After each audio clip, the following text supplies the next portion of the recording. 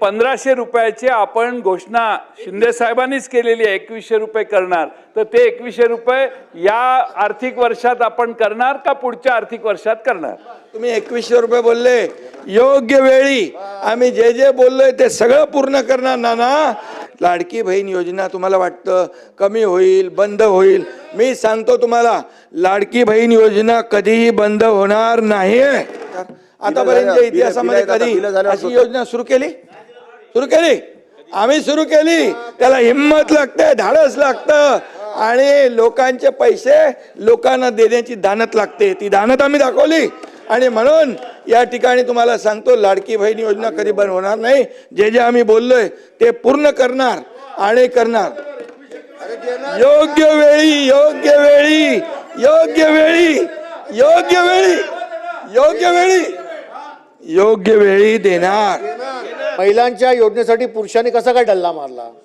सदर योजनेमध्ये 14,998 पुरुषांची नावे कोणी घुसवली? 5,136 कोटी 30 लाख रुपये जे पुरुषांना गेलेत ते सरकार त्यांच्याकडनं परत घेणार आहे काय? ई केवायसी झाल्यानंतर याच्यामध्ये आणखीन जो सुरळीतपणा आहे या सगळ्या सबंध लाभार्थ्यांच्या संख्येमध्ये तो आपल्याला पाहायला मिळेल. केवायसी आत्ता करायला लागला म्हणजे का? तर तुम्हाला योजना जड जायला लागली. तुम्हाला ही योजना कमी करायची आहे, तुम्हाला खर्च कमी करायचा आहे. त्यामुळे तुम्ही हुडकायला लागलाय की कुणी डुप्लिकेशन झाले, कुणी ज्यादा बेनिफिट घेतले आहेत, कसे करायला लागले. तुम्हाला हे ज्या कंडिशन्स आहेत त्या नंतर आठवलेल्या आहेत. केवायसीची प्रक्रिया डायरेक्ट डीबीटी योजना ज्या वेगवेगळ्या खात्याकडून राबवल्या जातात ह्या सगळ्यामध्येच ई केवायसीचं धोरण हे घेतलं जात असतं. केवायसी त्यांना अप्रूव्ह करण्याच्या आधीच तुम्ही करायला पाहिजे होतं. ई केवायसी उशिरा करणं, चुकीच्या लोकांना लाभार्थी देणं आमचा लाडक्या बहिणीला पाठिंबाच आहे. निवडणुकीचा विषयच नाही. खरं तर सन्मान्य सदस्यांनी सुरुवातीलाच उल्लेख केला की लाडकी बहीण योजनेला विरोध नाहीये. सर्वात जास्त लाभार्थी असणारी ही योजना, त्याच्यामुळे वर्षभराच्या कालावधीमध्ये याच्यामध्ये काही त्रुटी सुधारणा ह्या सगळ्या बाबींवर आम्ही लक्ष केंद्रित करत आहोत. सरकारच्या योजना आम्ही त्याचं समर्थन केलेलं आहे, पण याच्यात जे गडबड झालेली आहे त्याला गुन्हेगार कोण? आखरी हे जनतेचे पैसे आहेत. तुम्ही मालक नाही आहात, तुम्ही मालक नाही आहात. जनतेच्या पैशाचा हिशोब द्यावा लागेल तुम्हाला. 20 लाखापैकी 4 लाखापर्यंतच डेटा असा होता की ज्याला रिवाइज स्क्रुटिनीची गरज होती. बाकी सगळे जे होते हे पात्र लाभार्थी होते, त्यामुळे त्यांना त्या पद्धतीने लाभ सुरू आहे. ती संख्या वाढायला पाहिजे, कमी कशी होते? याचा अर्थ फ्रॉड झालाय, गडबड झाले, भ्रष्टाचार झालाय, चुका झाल्या, राजकारणाकरता, सगळ्या करता, मतांकरता महाराष्ट्र राज्य लुटण्याचं तुम्ही काम केलं आणि तुम्ही समाधानकारक उत्तर देत नाही, म्हणून आम्ही तुमचा निषेध करतो. चला. सन्माननीय सदस्य जयंत पाटील साहेब.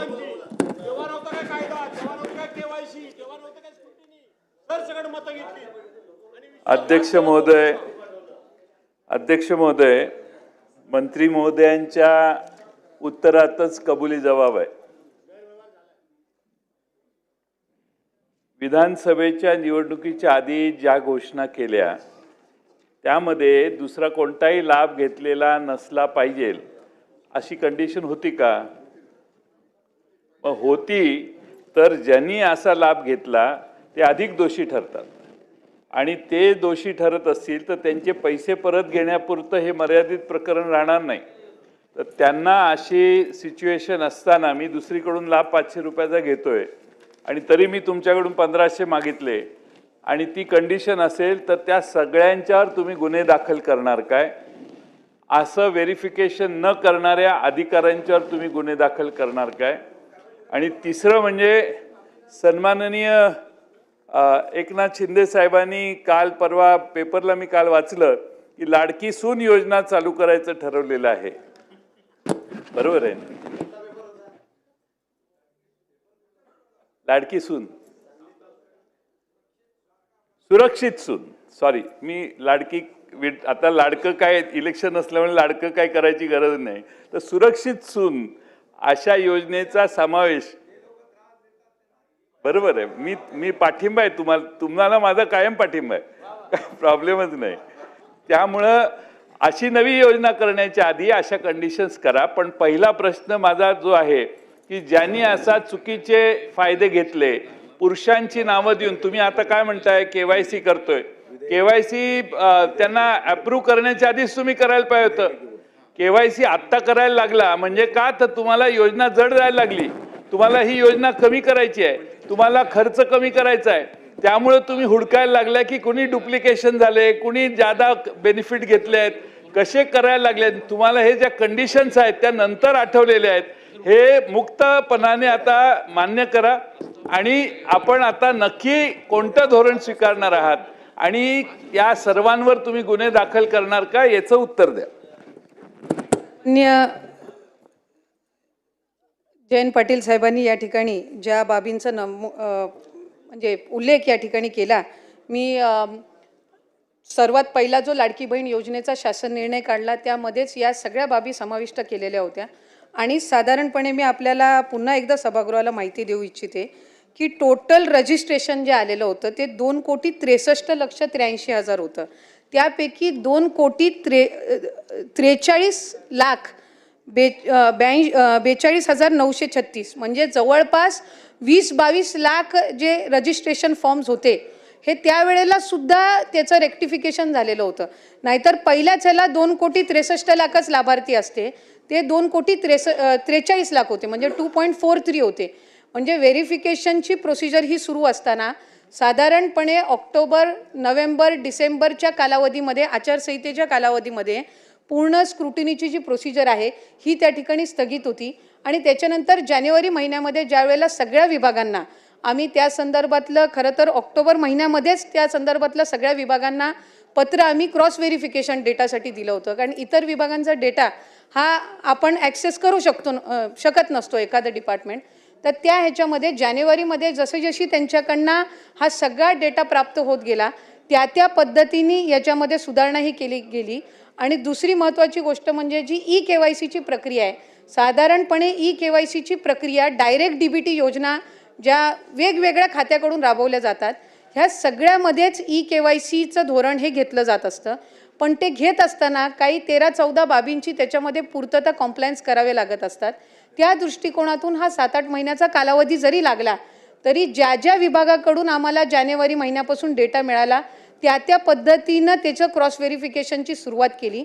आजही KYC प्रक्रिया करत असताना 31 डिसेंबरपर्यंत त्याची शेवटची मुदत आहे. पण साधारणपणे 1.25 कोटीपेक्षा अधिक महिलांची KYC झालेली आहे. म्हणजे पुढच्या 15-20 दिवसाच्या कालावधीमध्ये पण जी लाभार्थ्यांची संख्या आहे त्यांना KYC करण्याच्या संदर्भामध्ये निवडणुकीचा विषयच नाही. खरं तर सन्मान्य सदस्यांनी सुरुवातीलाच उल्लेख केला की लाडकी बहीण योजनेला विरोध नाहीये. हा लाभ जो आहे हा माता भगिनींनाच मिळालेला आहे. काही ठिकाणी पहिल्यांदा लाडकी बहीण सारखी योजना ही महायुतीच्या सरकारने आणली, ती चांगल्या पद्धतीनं त्याचा लाभ हा पोचावा या दृष्टिकोनातून आम्ही काम करत आहोत. आणि मला सन्मान्य सदस्य महोदयांना सुद्धा, भास्करराव जाधव साहेब असतील आणि इतर सगळ्यांना सुद्धा सांगायचं आहे की या योजनेला 1 वर्षापेक्षा कमी कालावधी झालेला आहे आणि सर्वात जास्त लाभार्थी असणारी ही योजना, त्याच्यामुळे वर्षभराच्या कालावधीमध्ये याच्यामध्ये काही त्रुटी, सुधारणा ह्या सगळ्या बाबींवर आम्ही लक्ष केंद्रित करत आहोत. धन्यवाद. सन्मान्य सदस्य जयंत पाटील साहेब बोला. 2 मिनिटांमध्ये कन्क्लूड करा साहेब. सन्माननीय मंत्री महोदयांनी सांगितलं की KYC करायला बराच 13-14 कंडिशन्स असतात. या कोणत्याही कंडिशन्स या योजना ज्यावेळी जाहीर झाली त्यावेळी लावण्यात आल्या नाहीत.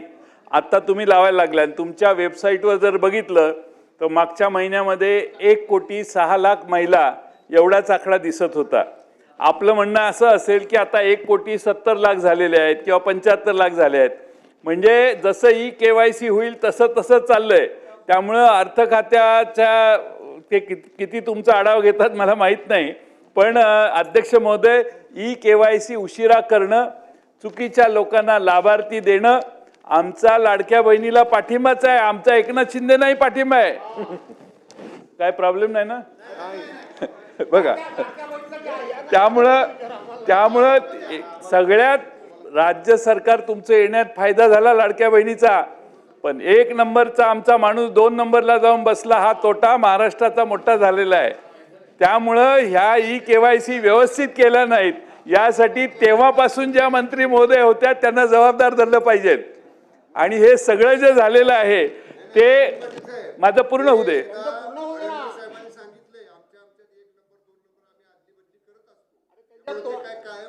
अध्यक्ष महोदय, एकनाथ शिंदे साहेब असल्याच लोकांनी तुमचं नुकसान केलेलं आहे. एकनाथ शिंदे साहेब असल्याच लोकांनी तुमचं नुकसान केलं. तुम्हाला ते सारखं समजावून सांगतायत, काय हरकत नाही.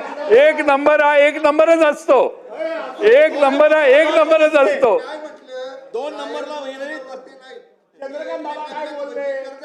ठीक आहे. आमचं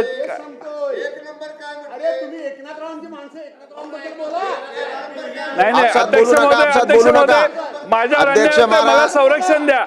तर म्हणून माझा अध्यक्ष पाटील साहेब, महोदय तुम्ही बोला. प्रश्नाला मंत्री महोदय सन्माननीय बोलू द्या मंत्री त्यांना. महोदयांनी बोलू द्या उत्तर मंत्री दिलं महोदय. नाही की ज्यांनी चुकीची केवायसी भरली किंवा भरली नसेल त्यांच्यावर आपण गुन्हे दाखल करणार का. आणि दुसरा प्रश्न म्हणजे अध्यक्ष महोदय, या योजनेने गिरीश महाजन साहेब या योजनेने काय परिणाम झाला, तर तुम्ही सगळे इकडे येण्याच्या म्हणजे झोल्यात होता पण तिकडे गेला. त्याला जो प्रमुख ज्याने हे तुम्हाला योजना आणायचं काम केलं त्या माणसावर अन्याय होतोय असं आता अलीकडे आम्हाला वाटायला लागले. त्यामुळं आता ते देसाई शंभूराजे काय म्हणतायत की एक नंबरचा 2 नंबर जाईल तर 2 नंबरचा 1 नंबरही जाऊ शकतो. ते आता 1 नंबर इथं नाहीये म्हणून असं तुम्ही म्हणताय. त्यामुळे 2 नंबरचा माणूस 1 नंबरला जाणार आहे या 5 वर्षात, एवढं तुम्ही जाहीर करा. आमचं काही म्हणणं नाही. अजून डबल 1500चा 2100. हा शेवटचा प्रश्न, 1500चा रक्कम 2100 कधी करणार हे आम्हाला जाहीर करा. सन्मान्य सदस्य नाना पटोले साहेब बोला. मंत्री महोदय लक्षवेधी चालू आहे. आमच्यामध्ये नंबर आमचे बदलत असतात, त्यामुळे आम्ही म्हणतोय असं नाही. स्वतः माननीय मुख्यमंत्री जे म्हटलेत की आम्ही 1 नंबर 2 नंबर आमच्या आदली बदली करत सन्मान्य असतो. सदस्य नाना पटोले साहेब सुरू करा तुम्ही.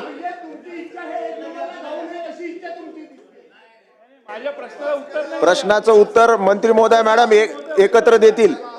अध्यक्ष महाराज, नाही दुसरा प्रश्न असा आहे की आपण दादा 2 शेवटचा प्रश्न आहे. एक मे केसेस करणार का, आणि 1500 रुपयाची आपण घोषणा शिंदे साहेबांनीच केलेली आहे 2100 रुपये करणार, तर ते 2100 रुपये या आर्थिक वर्षात आपण करणार का पुढच्या आर्थिक वर्षात करणार. की बहीण योजनेचे ॲप्लिकेशन सर ज्याचा उल्लेख आपण आकडेवारीचा केला, ॲपवर साधारणपणे 1,34,85,000 इतके ॲप्लिकेशन्स आहेत आणि पोर्टलवर ज्याचा आकडेवारीचा आपण उल्लेख केला ते 1,06,00,000 असं दोन्ही बायफर्केशननी हे 2,43,00,000 आहेत. आणि ते आकडे आत्ताही आपल्याला ॲप आणि पोर्टलवर दोन्हीवरही आपल्याला हे पाहायला मिळतात. मी ह्याची कारण आपण रजिस्ट्रेशन करताना ज्यांना ॲप सोयीस्कर पडतो त्यांना ॲप, ज्यांना पोर्टल सोयीस्कर पडतो त्यांना पोर्टल, अशा पद्धतीनं आपण दिलेलं आहे. मी साहेब या संदर्भातली आपल्याला सविस्तर माहिती ही त्या ठिकाणी ठेवते आणि त्याच्यामुळे लाभार्थ्यांची संख्या ही व्यवस्थित रजिस्टर्ड पद्धतीनं आहे. दुसरी महत्त्वाची गोष्ट म्हणजे जी काही रिकव्हरीची प्रक्रिया आहे, ज्या सरकारी कर्मचाऱ्यांनी त्या ठिकाणी लाभ घेतलेला आहे ती 2 महिन्याच्या आत पूर्ण केली जाईल. 12,000 का 12,500 जे पुरुष लाभार्थी सुद्धा जे दाखवण्यात आलेले आहेत स्क्रुटिनीमध्ये, त्या संदर्भामध्ये सुद्धा क्रॉस व्हेरिफिकेशन करून त्याच्यातले किती जेन्युइन बेनिफिशरीज आहेत, किती फेक बेनिफिशरीज आहेत या संदर्भातली हे करून त्या संदर्भातली चौकशी करून त्यांच्यावर कडक कारवाई केली जाईल. महाराज, लाडकी बहीणची चर्चा काल कुठलंही कारण नसताना मुख्यमंत्र्यांनी या सभागृहात उपस्थित केली. आज योगायोगाने लक्षवेधी लागली. अध्यक्ष महाराज, माझा स्पेसिफिक प्रश्न अध्यक्ष महाराज, आणि ज्यांनी सुरू केलेली होती ते सभागृहात आहेतच एकनाथ शिंदे साहेब.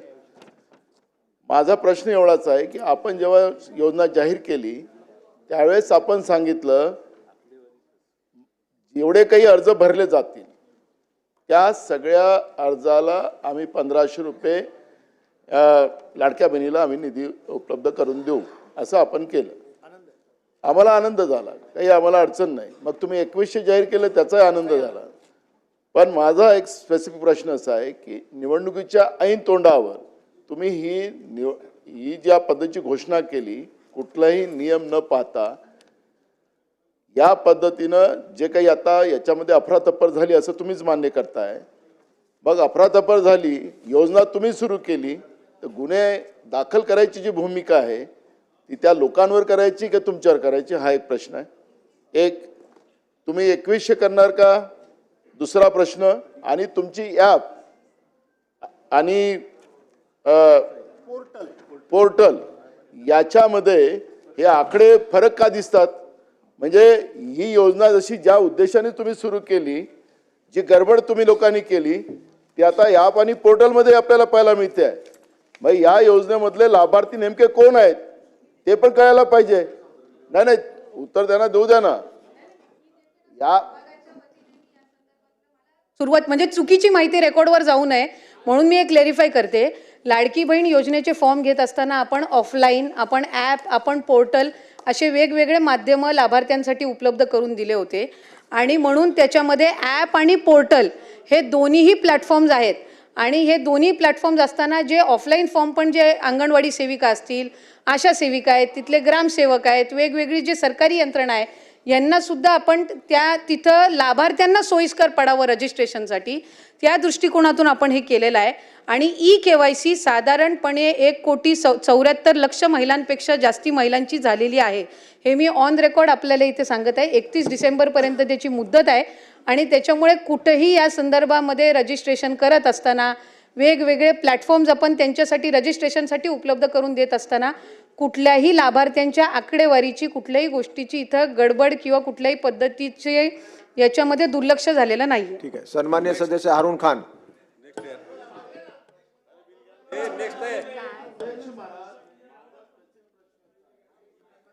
केलं अध्यक्ष महाराज, त्यांनी आता मान्य प्रश्नाचं केलं. उत्तर दिलं ना. अध्यक्ष 10 महाराज, मिनिटं त्यांनी झाली मान्य चालू आहे केलं. लक्षवेधी. 15 मिनिटं त्यांनी झाली. मान्य केलं.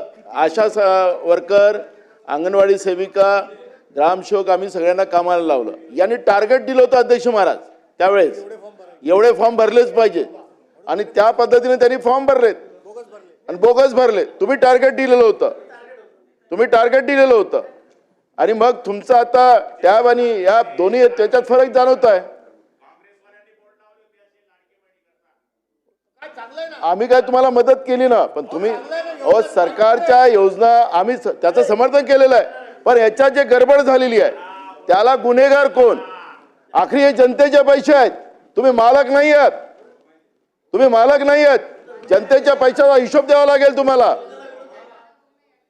अजून सांगायचंय की या रजिस्ट्रेशनमध्ये कुठल्याही पद्धतीची गडबड किंवा कुठल्याही पद्धतीचे दोन आपण त्यांना माध्यमं उपलब्ध करून दिले होते. प्रत्येक योजनेमध्ये असतात ॲप आणि पोर्टल. ऑनलाईन पद्धतीनं रजिस्ट्रेशन करत असताना 2 माध्यमं ही सगळ्या स्कीममध्ये दिले जातात. आपण इतरही स्कीममध्ये तपासलेत तरी त्या पद्धतीनं आहे. आणि लाभार्थ्यांची संख्या ही सुरुवातीपासून 2-2.5 कोटीच्या संख्येमध्येच आहे. त्याच्यामुळे या संदर्भातला आता नव्याने काही आपण त्याबद्दल कॉन्ट्रोवर्सी तयार करून किंवा लाडक्या बहिणींच्या योजनेला आणखीन बदनाम करण्याच्या दृष्टिकोनातून काही वेगळे विषय इथे काढू नये आणि रेकॉर्डवर काही चुकीचं येऊ नये अशीच माझी सभागृहाला विनंती आहे.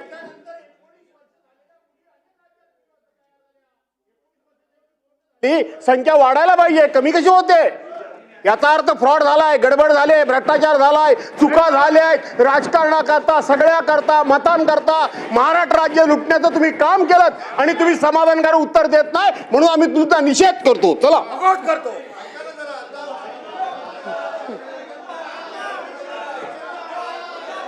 चला.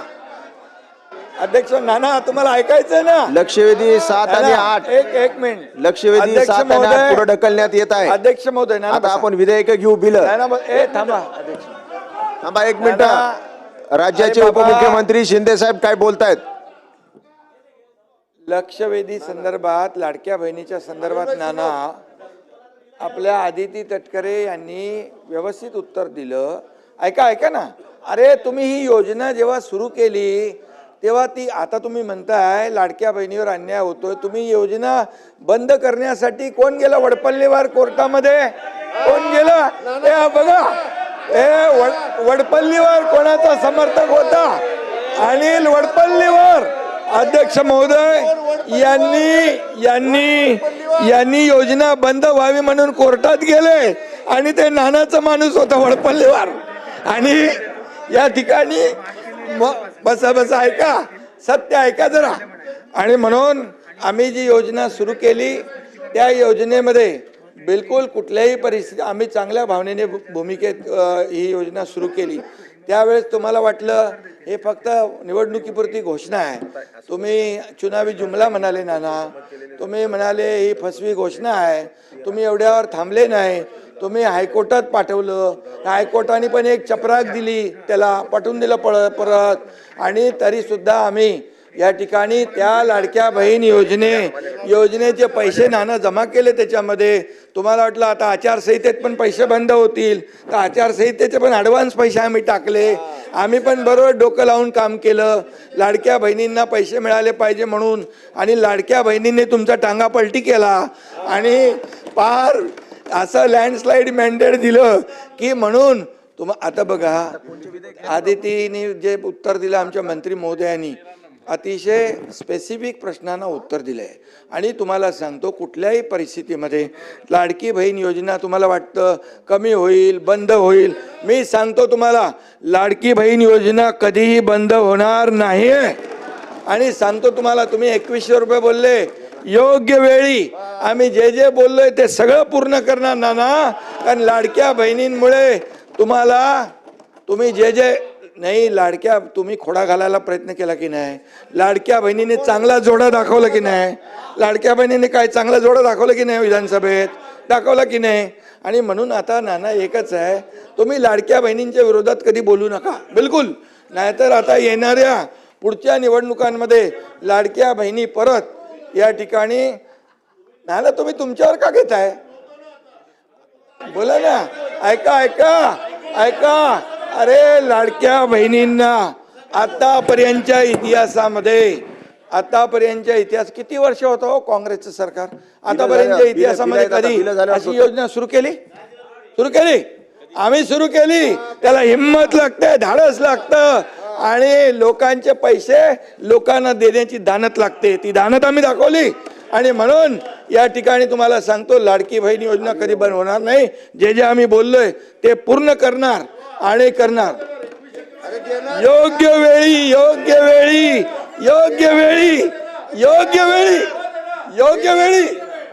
योग्य वेळी देणार.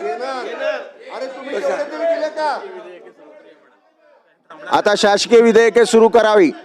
लाडकी बहीण योजनेबद्दल महिला आणि बालविकास मंत्री अदिती तटकरे यांनी महत्त्वाची माहिती दिलेली आहे. थोड्याच वेळापूर्वी पाहू शकता त्यांनी ही ट्विट करून माहिती दिलेली आहे. त्यासोबत तुमचा 17वा हप्ता जो आहे तो कधी भेटणार आहे त्याची देखील माहिती आपण पाहणार आहोत. तुमचा नोव्हेंबर महिन्याचा हप्ता लेट झालेला आहे. आता डिसेंबर महिन्याचा 18वा हप्ता देखील देणं गरजेचं आहे, कारण की डिसेंबर महिना चालू आहे. तर हे दोन्ही लाभ तुम्हाला कधीपर्यंत येऊ शकतात त्याचीच माहिती आपण बघणार आहोत. तर बघा त्यांनी नेमकं ट्विटमध्ये काय म्हटलंय, ई-केवायसी दुरुस्तीसाठी मिळणार एक संधी. तर बघा लाडक्या बहिणींनो, तुमची ई-केवायसी सक्सेसफुल झालेली आहे का? कमेंट बॉक्समध्ये हो म्हणून नक्की सांगा. आणि त्यामध्ये तुमच्या काही चुका झालेल्या असतील तर तुम्हाला आता ती एडिट करता येणार आहे. म्हणजे ई-केवायसी साठी एक संधी अजून देण्यात आलेली आहे. बघा काय म्हटले त्यांनी, मुख्यमंत्री माझी लाडकी बहीण योजनेतील बहुतांश लाभार्थी या दुर्गम ग्रामीण भागातील आहेत. ई-केवायसी प्रक्रिया करत असताना त्यांच्याकडून काही चूक होणं स्वाभाविक आहे. या चुका दुरुस्त करण्याची संधी मिळावी आशयाची अनेक निवेदने विभागास प्राप्त झालेली आहेत. बघा म्हणजे एडिट करण्यासाठी या ठिकाणी लाडक्या बहिणींनी मागणी केलेली होती. तर सदर योजना ही महिला सक्षमीकरणाच्या हेतूने राबवण्यात येत आहे. म्हणूनच या महिलांना ई-केवायसी करताना झालेली चूक सुधारण्याची संधी देणे अत्यंत गरजेचं आहे. हीच बाब लक्षात घेऊन ई-केवायसी मध्ये केवळ एकदाच सुधार करण्याची अंतिम संधी 31 डिसेंबर 2025 पर्यंत देण्यात येत आहे. तर लाडक्या बहिणींसाठी अतिशय आनंदाची अशी या ठिकाणी ही बातमी आहे. ई-केवायसी तुमची चुकलेली असेल तर तुम्हाला सुधार करण्यासाठी 31 डिसेंबर पर्यंत मुदतवाढ देण्यात आलेली आहे. यासोबतच पती किंवा वडील हयात नसलेल्या लाडक्या बहिणींना ई-केवायसी प्रक्रिया पूर्ण करण्यासाठी पोर्टलवर सुविधा उपलब्ध करून देण्यात आलेली आहे. बघा त्यांच्यासाठी देखील आता ऑनलाईन पद्धतीने KYC करता येणार आहे. मागं या ठिकाणी आपण जर बघितलं तर अंगणवाडी सेविकांकडं डायरेक्टली त्यांना ऑफलाईन पद्धतीने ऑप्शन होता, परंतु आता याच्यामध्ये तुम्हाला ऑनलाईन KYC करायची आहे आणि त्याच्यानंतर अंगणवाडी सेविकांकडं तुमचे डॉक्युमेंट जे आहेत 31 तारखेपर्यंत सबमिट करायचे आहेत. ज्यांचे पती किंवा वडील हयात नाहीत किंवा या ठिकाणी घटस्फोटित लाडक्या बहिणी आहेत अशांसाठी या ठिकाणी महत्त्वाची खुशखबर या ठिकाणी दिली गेलेली आहे. तर ही प्रक्रिया अधिक सुलभ व सोपी असावी, जास्तीत जास्त लाडक्या बहिणींना मुख्यमंत्री माझी लाडकी बहीण योजनेचा लाभ मिळावा यासाठी महिला व बालविकास विभाग कटिबद्ध आहे असं त्यांनी या ठिकाणी त्यांच्या ट्विटमध्ये सांगितलेलं आहे. आता बघा तुमची प्रतीक्षा संपणार आहे. लाडक्या बहिणींना या ठिकाणी जो तुमचा थकीत लाभ आहे, जो की पुढचा हप्ता जो तुम्हाला भेटायला पाहिजे होता 17वा हप्ता, तो कधीपर्यंत भेटणार त्याचीच माहिती आलेली आहे. राज्य शासनाच्या महत्त्वाकांक्षी मुख्यमंत्री माझी लाडकी बहीण योजनाबाबत मोठी बातमी समोर आलेली आहे. या अंतर्गत नोव्हेंबर महिन्याचा हप्ता अद्याप लाभार्थी महिलांच्या खात्यात जमा न झाल्याने या ठिकाणी नाराजीचं वातावरण आहे. कारण की या ठिकाणी मागच्या 5 ते 6 महिन्यापासून प्रत्येक महिन्याचा इन्स्टॉलमेंट त्या महिन्यामध्ये भेटताना दिसत नाही. पुढच्या महिन्याच्या पहिल्या किंवा दुसऱ्या आठवड्यात हे पैसे भेटताना दिसतात. त्यासाठी सरकारने कुठेतरी एक तारीख फिक्स देखील करणं गरजेचं आहे. तुम्हालाही वाटतं का प्रत्येक इन्स्टॉलमेंटची कुठेतरी एक तारीख फिक्स केल्यास तुम्हाला वेळेवरती पैसे भेटतील? जसं की लाडक्या बहिणींना 1 तारखेपासून 30 किंवा 31 तारखेपर्यंत मग वाट पाहावी लागणार नाही. लाडक्या बहिणी वाट पाहत राहतात पूर्ण महिनाभर, मात्र त्या महिन्यामध्ये हे पैसे जमा होताना दिसत नाहीत. जसं की नोव्हेंबरचा लाभ जो आहे तो तुम्हाला या ठिकाणी नोव्हेंबर महिन्यामध्ये भेटला नाही 17वा हप्ता. आता बघा डिसेंबर महिन्यामध्ये या ठिकाणी पहिल्या किंवा दुसऱ्या आठवड्यात तो भेटेल अशी आशा लाडक्या बहिणींना होती. मात्र आता दुसराही आठवडा संपलेला आहे, परंतु या ठिकाणी GR मात्र प्रसिद्ध झालेला आहे. GR देखील उशिरा प्रसिद्ध झाला, ज्याच्यामध्ये या ठिकाणी 263 कोटी इतका निधी नोव्हेंबर महिन्याचा म्हणजे 17वा हप्ता देण्याचा या ठिकाणी त्याच्यामध्ये समावेश आहे. आता बघा काय प्रक्रिया चालू आहे त्याच्याबद्दल, अजून तांत्रिक प्रक्रिया चालू आहे की काय याच्याबद्दल माहिती दिलेली नाही. मात्र लवकरच स्वतः महिला आणि बालविकास मंत्री प्रत्येक महिन्याचा इन्स्टॉलमेंट देताना त्यांच्या ट्विटवरती घोषणा करत असतात की ह्या तारखेपासून लाडक्या बहिणींना नोव्हेंबर महिन्याचा असेल, मग जो पण लाभ राहिलेला आहे त्याचा वाटप करण्याची तारीख सांगत असतात. मात्र अजून त्यांनी ऑफिशियली कुठलीही तारीख घोषित केलेली नाही, म्हणजे त्याच्यावरती काम चालू असेल. मग नेमके या ठिकाणी हे तुमचे थकीत 17व्या हप्त्याचे पैसे कधीपर्यंत भेटू शकतात तीच माहिती पुढे आपण बघूयात. बघा योजनेचा लाभ घेणाऱ्या लाखो महिलांना दर महिन्याला मिळणाऱ्या मदतीमुळे मोठा आर्थिक आधार मिळतोय. मात्र याच लाडकी बहीण योजनेचा नोव्हेंबरचा 17वा हप्ता रखडल्याने महिलांना डिसेंबर महिन्याच्या हप्त्याची देखील प्रतीक्षा करावी लागत आहे. नोव्हेंबरचाच हप्ता भेटलेला नाही तर डिसेंबरच्या हप्त्याची देखील अजून प्रतीक्षा करावी लागते, कारण की नोव्हेंबरचा हप्ता भेटल्यानंतरच मग तुम्हाला पुढे डिसेंबरचा हप्ता भेटणार आहे. दरम्यान आता नोव्हेंबर आणि डिसेंबर हे दोन्ही हप्ते एकत्रितपणे म्हणजे 3000 रुपये लाभार्थी महिलांच्या खात्यात जमा होण्याची शक्यता देखील वर्तवली जात आहे. कारण की बघा डिसेंबर महिन्याचा लाभ आणि नोव्हेंबरचा लाभ एकत्रित भेटला लाडक्या बहिणींना अजून या ठिकाणी मोठी मदत भेटू शकते. राज्यातील काही नगर परिषद व नगरपंचायतीच्या निवडणुका 20 डिसेंबर रोजी होणार असून 21 डिसेंबरला मतमोजणी आहे. या निवडणुकीच्या पार्श्वभूमीवरती मतदानापूर्वी किंवा 21 डिसेंबर पूर्वी रक्कम जमा होण्याची शक्यता देखील वर्तवली जात आहे. याबाबत शासनाकडून लवकरच अधिकृत घोषणा होण्याची शक्यता आहे. ही योजना राज्यातील गरजू व मध्यमवर्गीय महिलांसाठी अत्यंत महत्त्वाची आहे. लाडक्या बहिणीने त्याचा फायदाही होतो. घरखर्च असेल, आरोग्य असेल, शिक्षण असेल, दैनंदिन गरजांसाठी या योजनेतील मिळणारी रक्कम महिलांसाठी मोठा आधार या ठिकाणी आहे. त्यामुळे हप्ते वेळेवरती मिळावीत अशी अपेक्षा लाभार्थी महिलांकडून व्यक्त केली जात आहे. तर त्यासाठीच लाडक्या बहिणींनो तुम्हालाही वाटतं काय एक डेट फिक्स केल्यास तुम्हाला मदत होईल? कमेंट बॉक्समध्ये सर्वांनी हो म्हणून नक्की सांगा, जेणेकरून सर्वांपर्यंत ही माहिती पोहोचेल.